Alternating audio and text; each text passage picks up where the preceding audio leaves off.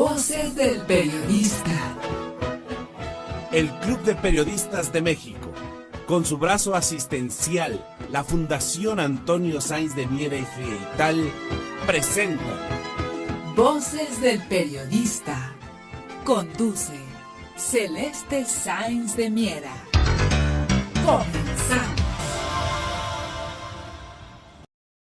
¿Qué tal, amigos? ¿Qué tal? Muy buenas tardes. Bienvenidos a su programa, a Voces del Periodista, este programa que es de ustedes y para ustedes a través de las frecuencias de XEABC, las 760, en donde la pluralidad es verbo, queridos amigos. Un privilegio compartir la mesa con el maestro don Rodolfo Sánchez Mena, académico, el maestro don Enrique Pastor Cruz Carranza, que está en coordinación de información nacional, y bueno, por supuesto, tendremos a partir de la media al maestro Rafael Barajas Durán, @Fisgón-Monero. Un abrazo cariñosísimo de parte de nuestra muy querida Ceci Tapia, Solidaridad 1000, que está en unas cuestiones laborales, ya les platicaremos de ello, y por eso no estará con nosotros el día de hoy, aunque de esencia ella siempre lo está. Bueno, pues, maestro don Enrique Pastor Cruz Carranza, saludos a todos ustedes, radioescuchas y cibernautas. Muchísimas gracias por acompañarnos. Maestro don Enrique Pastor Cruz Carranza, quisiera yo preguntarle, maestro querido, lo que es más destacado, de acuerdo a su opinión, en las declaraciones que dio el presidente Andrés Manuel López Obrador el día de hoy en la mañanera, la información muy precisa que da. A mí siempre me gusta resaltar porque más allá de todo, queridos amigos, debemos de acostumbrarnos los ciudadanos a que se nos informe, como nos informa el presidente Andrés Manuel López Obrador, tener datos duros, ver qué está pasando con las obras que se están haciendo, con la infraestructura que están dejándole al país, con esta actividad tan intensa. Es muy importante que nos quedemos acostumbrados para exigir que siempre se nos informe así. Eso pasó hoy muy específicamente en términos que dan datos de una situación y una investigaciones y qué es lo que se está haciendo en el programa de cuestiones arqueológicas que se han ido descubriendo con esto del plan del Tren Maya. Es muy interesante, están las diferentes secretarías competentes del tema. También, ¿qué más decir que lo del medio ambiente? Por supuesto, y sabemos que hay una guerra de intereses tremenda por un espacio que es privado y que pues se vulneró espacios naturales. Y es curioso y sabemos que de ahí viene un ataque sistemático por intereses privados al Tren Maya. Pero bueno, más de todo esto vamos a escuchar al maestro don Enrique Pastor Cruz Carranza. Maestro querido, por favor, si es usted tan amable. Licenciada Celeste, muy buenas tardes por este espacio tan extraordinario para poder hacer análisis directo a usted, licenciada Celeste, a todos los que formamos parte de quien nos coordina a través de Voces del Periodista, también al maestro Maurice Salum en ese espacio que ojalá todos sigan visitando. Creo que ya se está volviendo un gran referente para el análisis no solo de la noticia oportuna, sino de los temas y de todos los trasfondos que vienen a partir de los datos que se dan a conocer en Voces del Periodista Diario y Voces del Periodista en su edición impresa.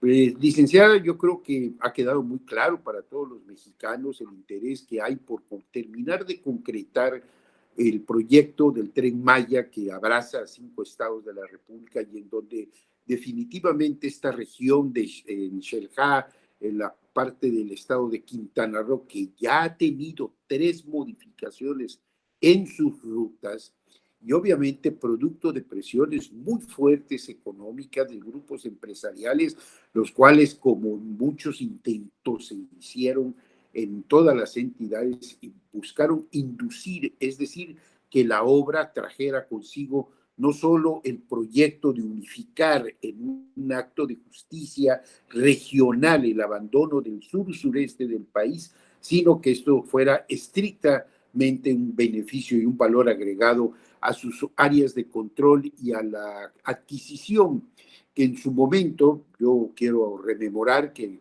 a través de Voces del Periodista, hicimos varias entrevistas, incluso al que en su momento fue el primer responsable del Tren Maya en la zona de Campeche, y en donde él recomendaba directamente, Gabriel Escalante Castillo, recomendaba a los grupos, a los campesinos, a las organizaciones, a los nativos de la región que no cedieran ante la presión de quienes con el tráfico de influencia y tráfico de información estaban cometiendo actos de desplazamiento, intimidación, incluso en acciones estrictamente delictivas.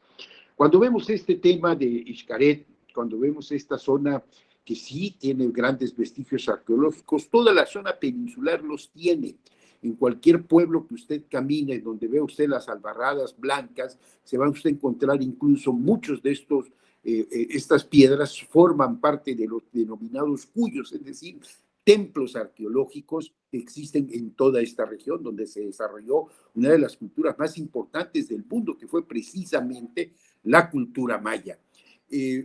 Esto se desdeña o esto no se atiende cuando la obra o el interés del desarrollo de un proyecto va perfectamente etiquetado a otro tipo de intereses.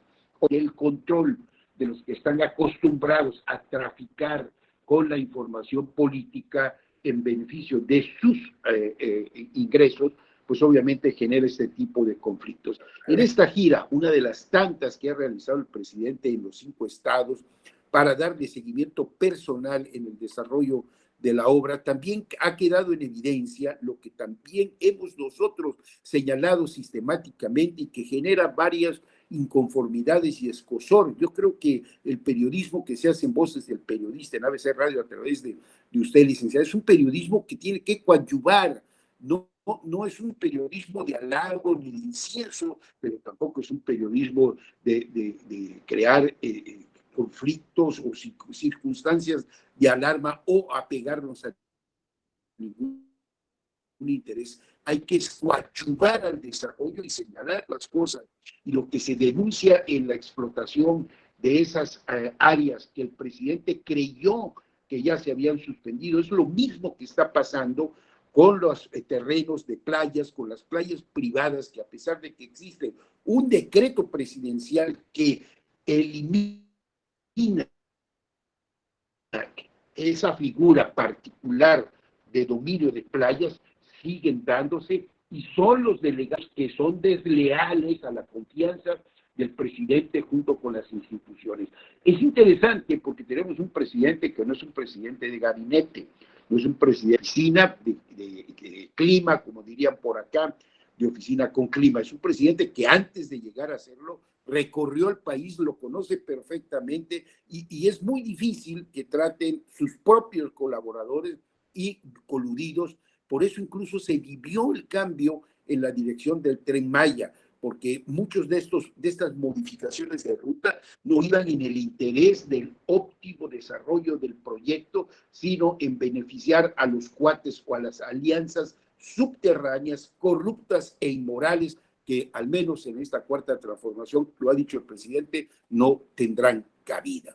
Entonces, es interesante porque en forma directa se da a conocer todo lo que está pasando. Los gobernadores en cada una de las entidades saben perfectamente que no le pueden hacer montajes al presidente, insisto, porque hay una gran experiencia de 18 años de haber recorrido en 2 o 3 ocasiones todo el país y todos los municipios y escuchar de viva voz y en forma directa lo que a través de tarjetas muchas veces los colaboradores creen que están engañando al ejecutivo de la nación.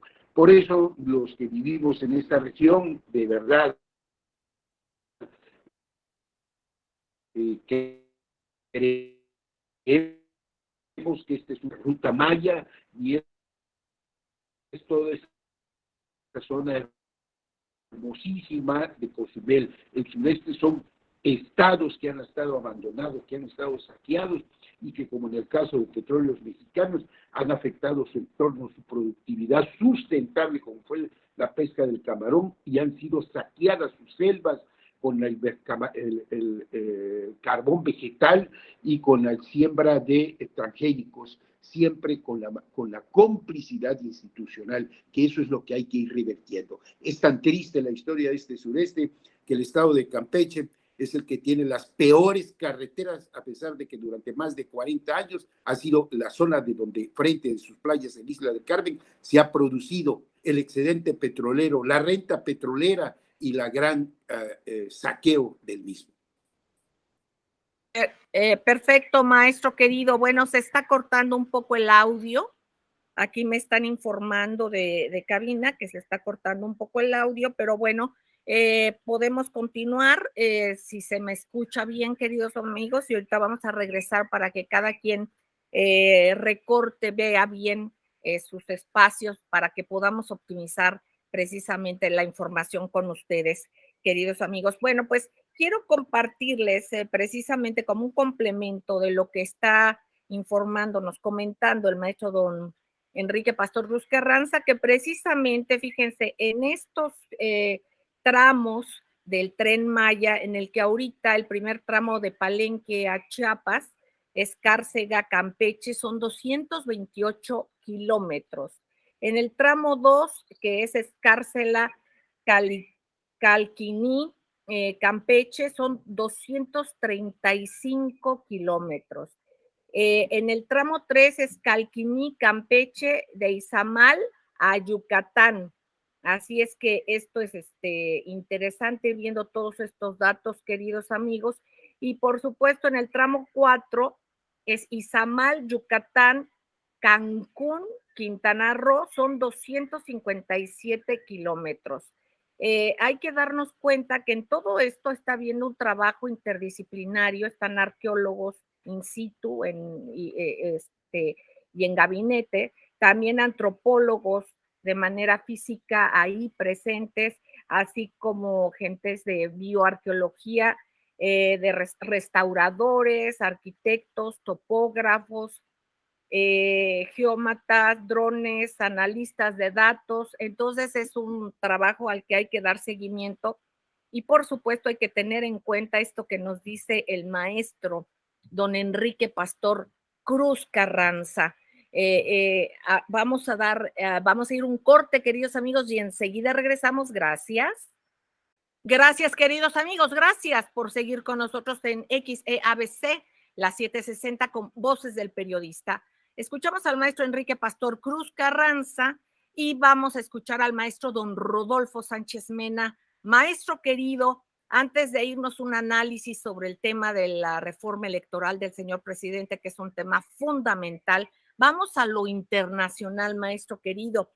Se habla de esta cumbre de las Américas incluyente, y aquí qué se nos viene y cómo cree usted o qué opina sobre la crisis que se está dando precisamente por todo el contexto que se vive no solamente al interior del país, sino en la geopolítica internacional. Maestro don Rodolfo Sánchez Mena, lo escuchamos con mucha atención. Adelante. Celeste, muy buenas tardes, don Enrique, amigos cibernautas y quienes participan en este diálogo radiofónico, en donde estamos tratando de abordar esta próxima cumbre de las Américas, que se va a celebrar del 6 al 10 de junio en el vecino estado de California de los Estados Unidos, en donde, por cierto, viven una cantidad enorme de michoacanos, 2 millones de michoacanos, 2 millones de michoacanos que viven en California y que en su estado, en su natal estado, pues vive una situación de conflicto profundizado por la guerra híbrida en la demanda de materiales, de recursos mineros estratégicos, y que esto ha hecho que el estado de Michoacán, la violencia se haya incrementado. Entonces, no tarda mucho en que se busque un mecanismo de equilibrio para romper esta estructura de violencia, y también en el estado vecino de Texas. Lo que estamos viendo ahí es una situación de conflicto electoral, en donde el gobernador Abbott pues ha manejado dos situaciones. Una, frenar el tráfico de vehículos, revisiones exhaustivas, y ahora pues está haciendo unas redadas tremendas, ¿sí?, en el estado para mantener en prisión a muchos paisanos. Entonces, en ese circunstancia fronteriza, pues nos vamos a ir a una cumbre que ya no es la misma cumbre que se dio en tiempos de que se inició el Tratado de Libre Comercio y con el presidente Trump, perdón, con el presidente Bush, y que dio lugar a este neoliberalismo que terminó por tensar las relaciones de los Estados Unidos con todos los estados latinoamericanos, porque se desmantelaron las estructuras productivas y entraron en su lugar las transnacionales. Y las transnacionales, como sabemos, no son almas de la caridad, no vienen a promover el desarrollo, vienen a extraer lo máximo que se puede, y bueno, pues eso genera conflictos tremendos. Pero, es decir, en la afinación de esta agenda, en la primera reunión del presidente López Obrador con el presidente Biden, pues el presidente López Obrador inmediatamente lo que planteó es que no se pueden excluir a países, a estados latinoamericanos, ¿sí?, sin que esta reunión pues nada más sea entre los que llaman aliados de los Estados Unidos y los que son más cercanos, inclusive porque están en la órbita militarista, como es Colombia, que acaba de ingresar a la OTAN, y de manera específica planteando, ya lo vamos a ver, un riesgo para la región, porque se les dota de equipo atómico y laboratorios en donde se producen armas biológicas, tal como sucede en Ucrania. Pues bien, ¿cuál es el momento en el que estamos viviendo? Pues por un lado, el presidente López Obrador plantea que se incluyan a Nicaragua, a Venezuela, a Cuba en este diálogo, pero que además no sea únicamente la propuesta norteamericana en términos de sus intereses, lo que llaman migración, lo que llaman tráfico del narcotráfico, todo lo referente a energía. Si los Estados Unidos quieren tener el dominio energético y minero del continente, ya lo hemos estado discutiendo, pero también el presidente López Obrador va a hacer una gira, y esta es una gira muy importante, ¿sí?, porque va a ir a Centroamérica, va a ir a Cuba, Celeste, con el propósito de plantear un programa de desarrollo mediante la cooperación regional. Esta es la propuesta que van a llevar, ¿sí? Por eso no quiere el presidente López Obrador, pues que nada más los Estados Unidos agarren el micrófono, ¿sí?, y que ellos mismos digan, se aplaudan y digan, los países latinoamericanos se sumaron a la propuesta del presidente Biden y de la OTAN para sancionar a Ucrania, para sancionar a Rusia por la guerra de Ucrania. ¿Sí? Maestro querido, perdona aquí que le haga un Sí. paréntesis. Precisamente sobre esto, en lo que ha sido enfático el presidente Andrés Manuel López Obrador, en de no pronunciarse por estas sanciones a Rusia, y en el momento en que ya irrumpe el rublo y ya se están manejando la economía, sí, se está viendo una desdolarización. ¿Cuál es el papel precisamente y el momento coyuntural de ahora en el que México tiene que accionar para no seguir en la directriz unipolar de Estados Unidos, el que realmente no se le utilice a México solamente para treparse en los recursos latinoamericanos, sino para que realmente pudiese haber, pues porque somos vecinos, ¿verdad? Que aunque no nos guste, pues no nos vamos a cambiar de casa, ni ellos tampoco, como lo hemos dicho.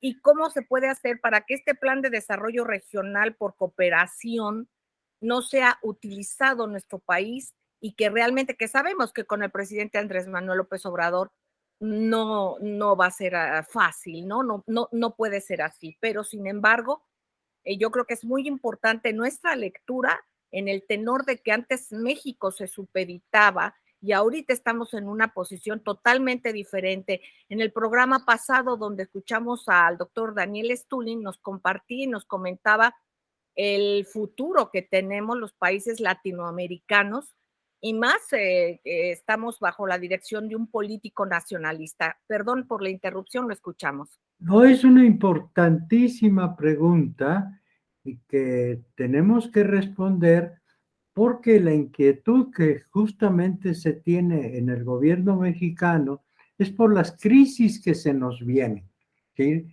Ya las tenemos encima y una de ellas es el problema de la deuda que ha generado un sistema financiero que nos hace dependiente de los centros de poder. Muy sencillo, Celeste, ¿sí? El peso está amarrado al dólar, ¿sí?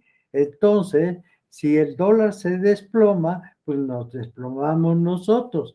Si no nos podemos hundir con los dólares que las máquinas de imprimir que tienen sin control en los Estados Unidos, ¿sí? Que ellos sí pagan, se generan una deuda tremenda, pero no pagan, ¿sí? No abonan a la deuda y de esa manera se recargan en los países como México, los países latinoamericanos, que nos tienen atados desde la Segunda Guerra Mundial, que se creó el Banco Mundial, Fondo Monetario Internacional.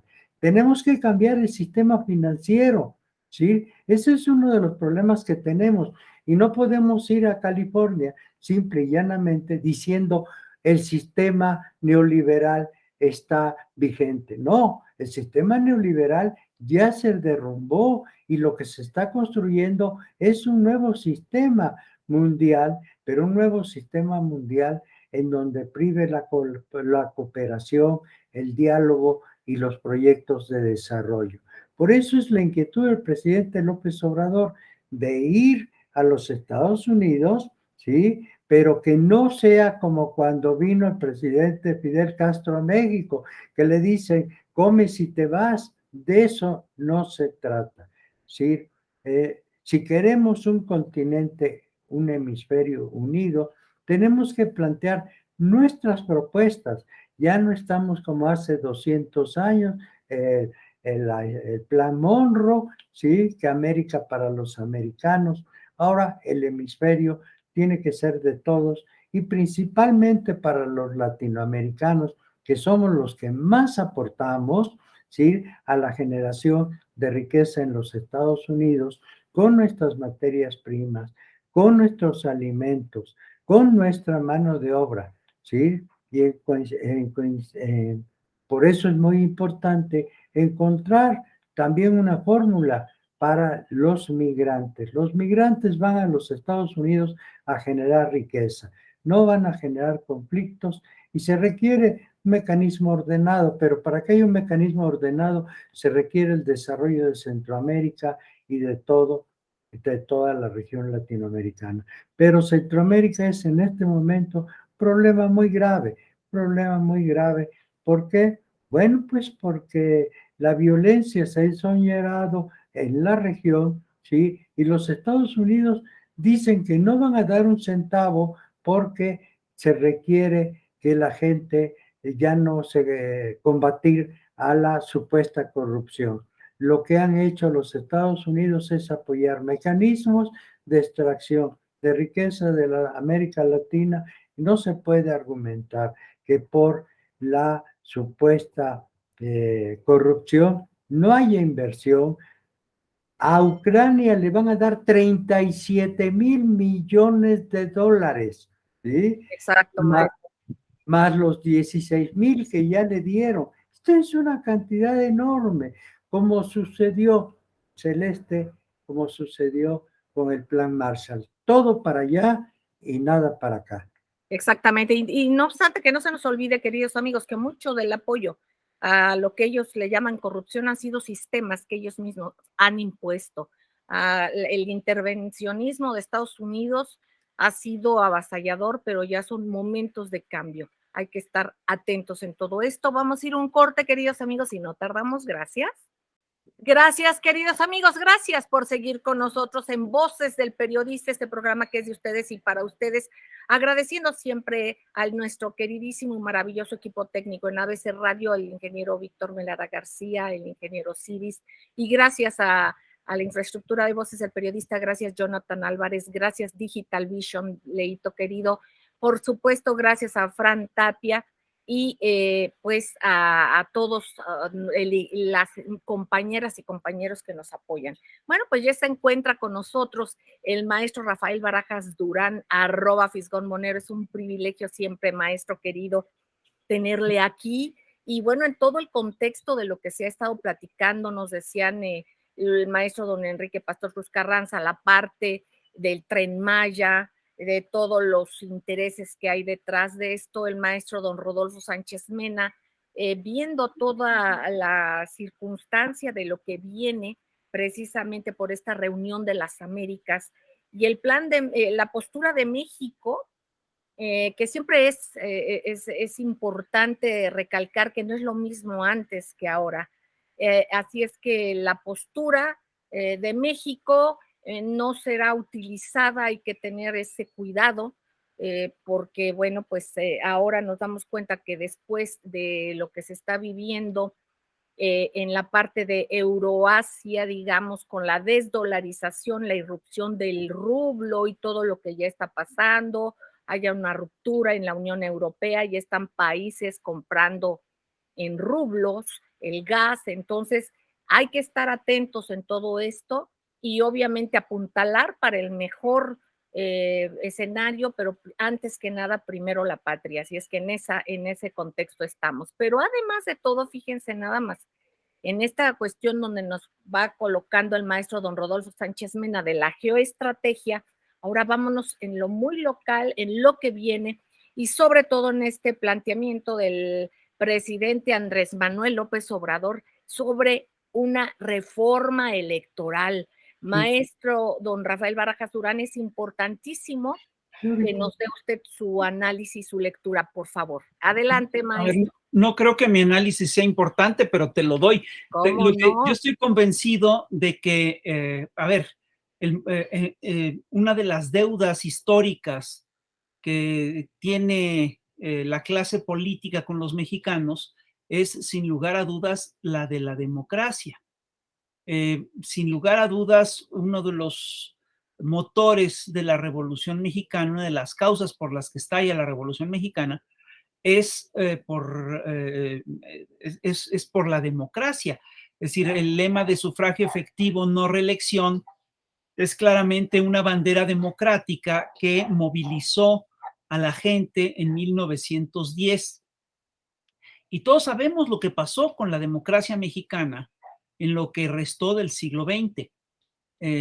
Al final de cuentas, todas las estructuras, es decir, si bien no se dio la reelección de la misma persona, es un hecho que tuvimos un partido que básicamente se perpetuó en el poder mediante toda una serie de ardides que, la verdad, violentan los comicios.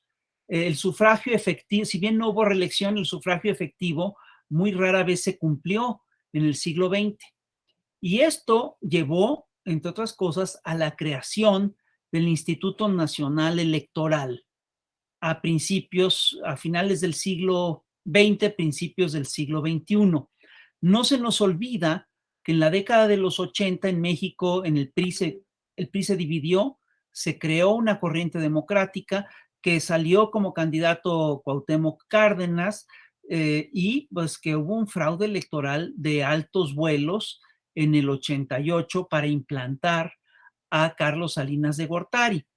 Y se hizo después el Instituto Nacional Electoral, primero el IFE, el Instituto Federal Electoral, después INE, que prometía garantizar un sufragio efectivo, y en el 2000 se dio una alternancia, lo cual despertó muy buenas expectativas y le dio buen nombre al instituto, pero ojo, en esa elección hubo toda una serie de, digamos, operativos que eran netamente fraudulentos. Me refiero concretamente a dos que fueron muy claros, el de los amigos de Fox y el del famoso Pemex Gate.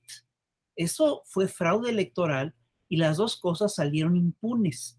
Y en 2006, no se nos olvida, pues hubo una elección que en principio fue muy reñida, pero si revisamos todo lo que pasó antes, veremos que había la clara intención por parte de todo el establishment de imponer o primero de no dejar llegar a un candidato. A López Obrador le hicieron todas las formas del fraude concebibles y posibles.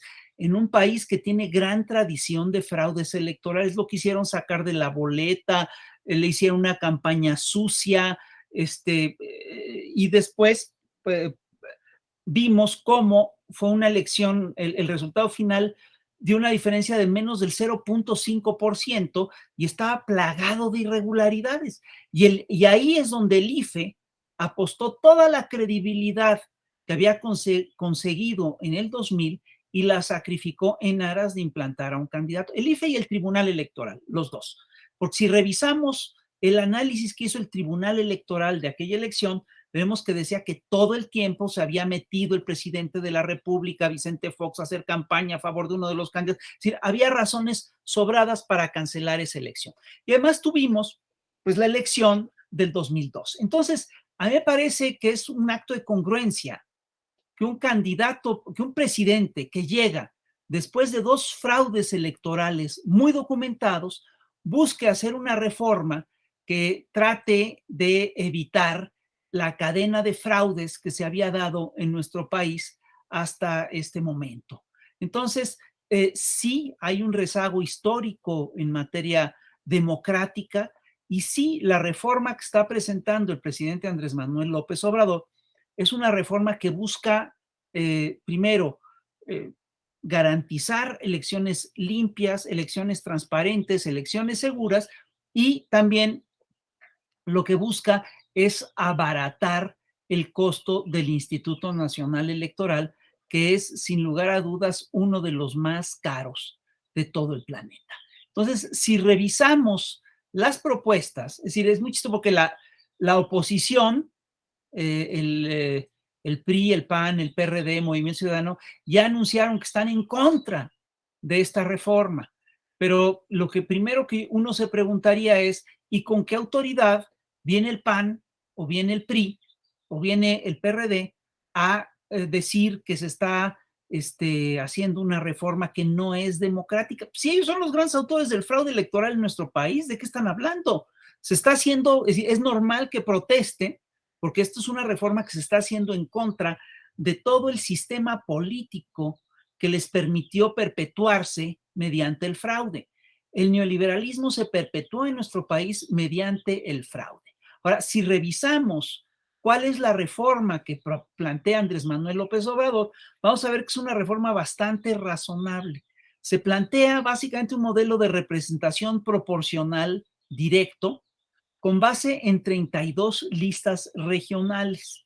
Esto no quiere decir que se eliminen los plurinominales ni que todos sean pluris. Simplemente implica que va a haber una reducción de la Cámara de Diputados y también va a haber una reducción del tamaño de las legislaturas estatales y de los regidores en los ayuntamientos, cosa que es normal. Si nosotros revisamos cómo está conformado el Congreso de México y los congresos regionales, vamos a ver que México es uno de los países que tiene los congresos más grandes del planeta. Creo que solo el italiano es un poco más grande que el nuestro. Y el tamaño de nuestro Congreso, no se nos olvide que fue básicamente un pacto, se logró mediante un pacto, mediante acuerdos entre estos partidos políticos. Y la lógica era muy clara, es decir, servía tener todas estas candidaturas extras para apaciguar los conflictos internos de los partidos. Entonces, sí se necesita un órgano, un Congreso mucho más ajustado a las necesidades del país. No necesitamos un Congreso tan grande como el que tenemos. No necesitamos tener un organismo electoral por estado.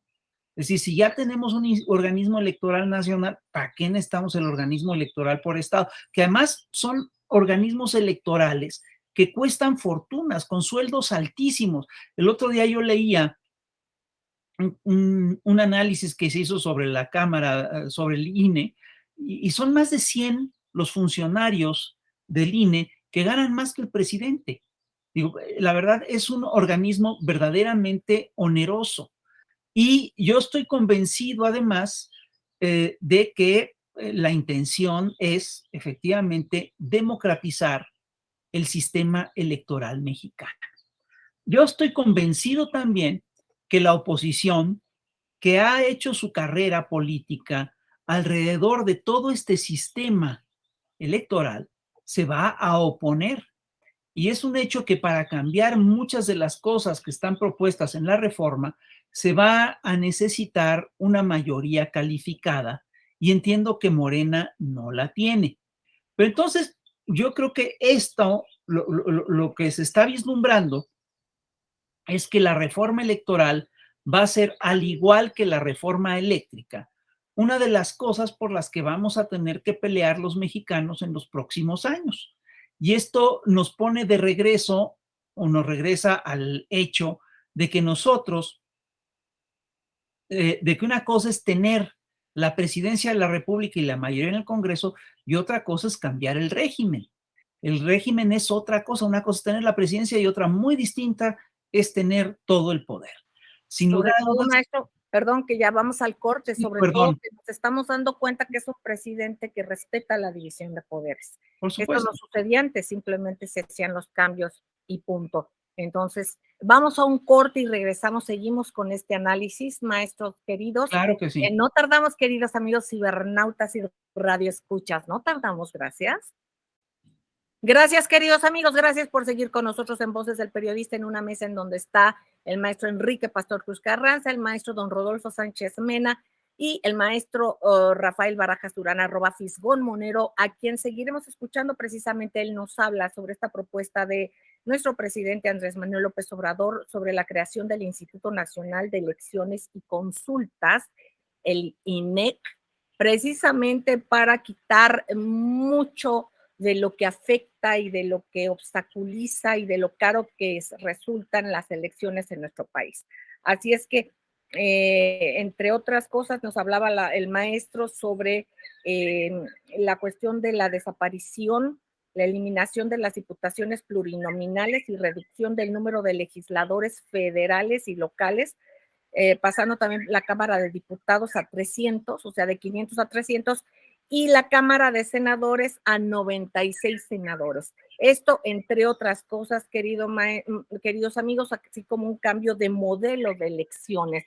Maestro querido, los seguimos escuchando, por favor. Sí, mira, sin lugar a dudas, una de las propuestas más interesantes es el replanteamiento de lo que son las autoridades electorales. La creación del Instituto Nacional de Elecciones y Consultas, ¿no? Que además incluye la figura de las consultas en los procesos electorales, cosa que es realmente un paso importante para los procesos de democracia participativa directa, y también la revisión de la actuación del Tribunal Electoral del Poder Judicial de la Federación, que entiendo yo que se convertiría en otra sala de la Corte. Entonces, sin lugar a dudas, una de las cosas que están en juego es, en estos dos organismos, es cómo se elegirían a los miembros de estos, de estos organismos, cómo se designarían a estos personajes. Entonces, el mecanismo que existe hoy en día es un mecanismo que no, que recae al final de cuentas en manos de los partidos. Y lo que se propone es que estos consejeros y que estos personajes sean designados por elección popular a propuesta de los tres poderes de la Unión. Los que dicen que no, que esto al final de cuentas ahí a que Morena sería el que designara, perdón, yo creo que se equivocan, porque lo que garantiza que los partidos mayoritarios sean los que impongan a los consejeros hoy en día es la actual legislación. Lo que se está proponiendo es precisamente un cambio en todos estos procesos, ¿no? Ahora, sí, la implicación directa e inmediata que hay en digamos, con esta propuesta es que se va a renovar el Instituto Nacional Electoral, o lo que será su equivalente, y la Sala Superior del Tribunal Electoral del Poder Judicial de la Federación. Y además se cambiarían, habría toda una serie de reposiciones entre los consejeros y magistrados, con consejeros y magistrados electos directamente por la ciudadanía. Yo estoy convencido de que esto le regresa a la ciudadanía a cierto nivel la capacidad de decisión de sus autoridades electorales, y es, sin lugar a dudas, un avance democrático. Así es, maestro querido. Bueno, pues aquí lo que yo quisiera preguntarle, y maestros queridos, precisamente también aquí cómo hacer esto, ya está cantado que dicen que no lo van a aceptar, ya sabemos que no les importa lo que se traduzca en democracia, muy por el contrario. Entonces, como los mismos plurinominales se van a hacer el harakiri, ya que están tan orgullosos de ser pluris, ¿y qué? ¿No? Así como que no les importan.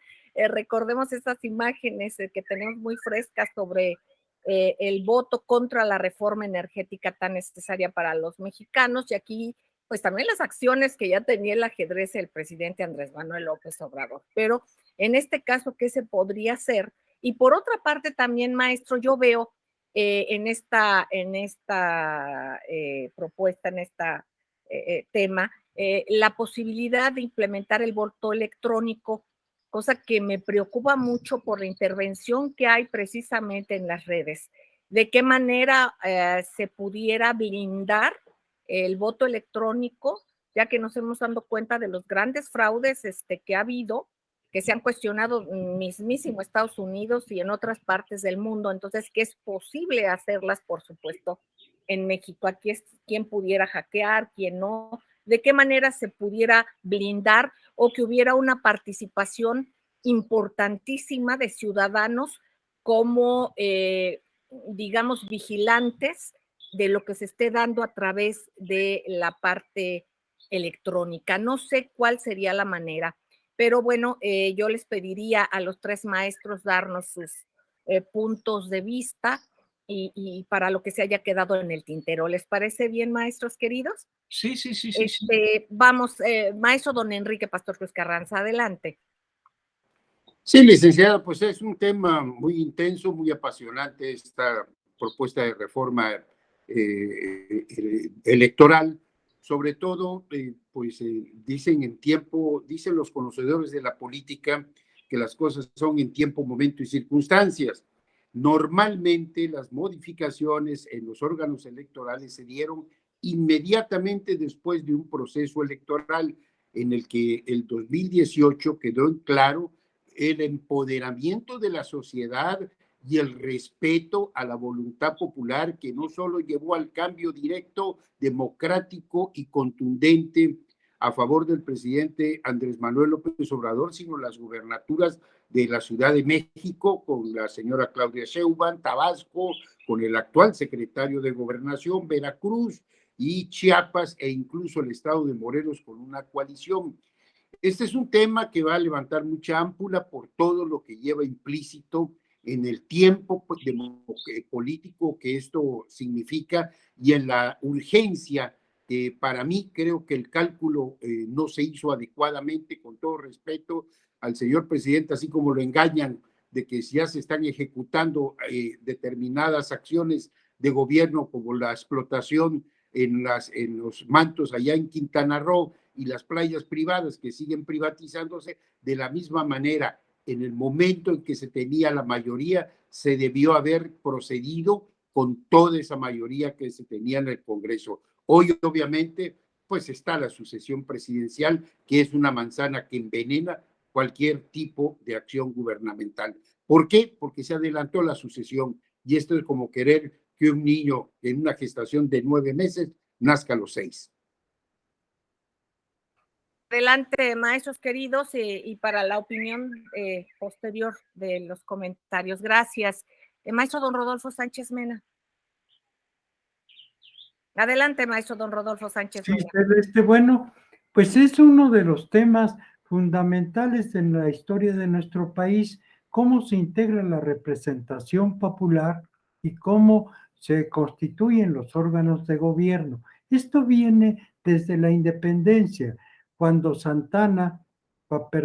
cuando Iturbide le plantea a Fray Servando Teresa de Mier que se integre el Congreso en base a la representación de mineros, de la iglesia, del ejército. Y Fray Servando, pues dice, ¿para qué hicimos una revolución? Sí, una revolución de independencia si le vamos a entregar el poder a los mismos.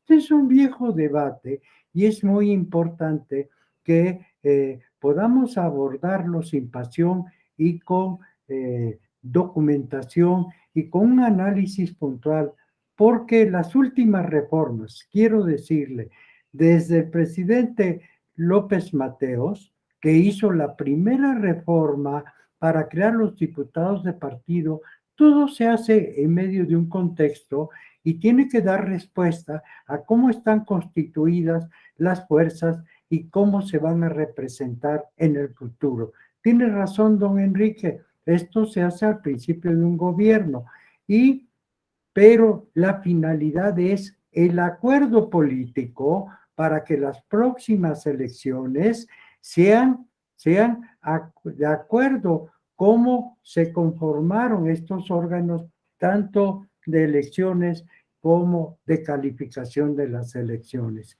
Y la primera atributo que logramos, muy importante, Celeste, es lograr que ya no hubiera conflictos postelectorales.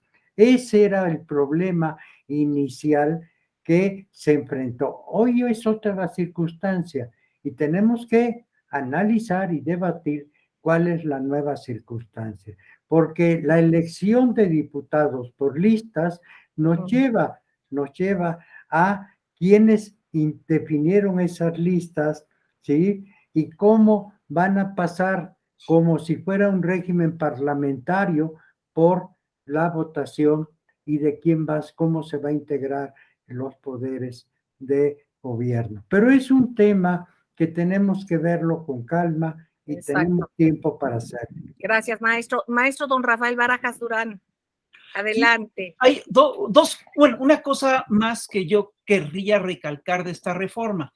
Esta reforma se plantea, entre otras cosas, la reducción de los tiempos en radio y televisión. Este tema no es menor, porque es una de las causas del dispendio en las elecciones mexicanas. De repente parece eso, es decir, lo que se puede gastar en radio y televisión es un barril sin fondo.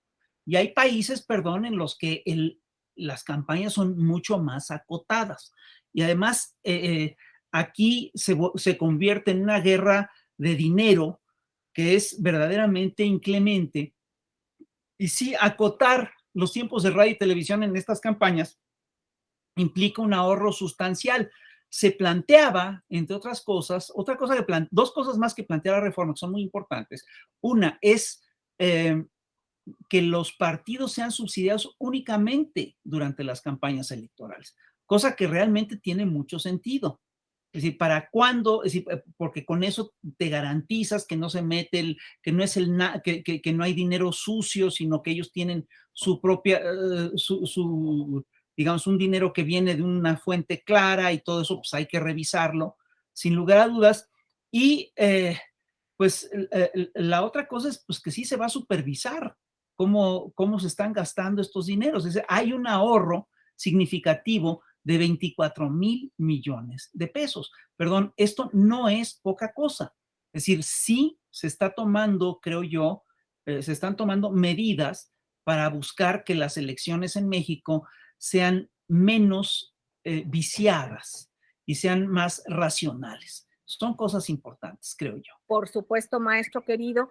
Hay que dar seguimiento a todo esto, queridos amigos. Somos una ciudadanía con un fuerte músculo y lo hemos desarrollado a base de trabajo ciudadano, de responsabilidad, de corresponsabilidad ciudadana.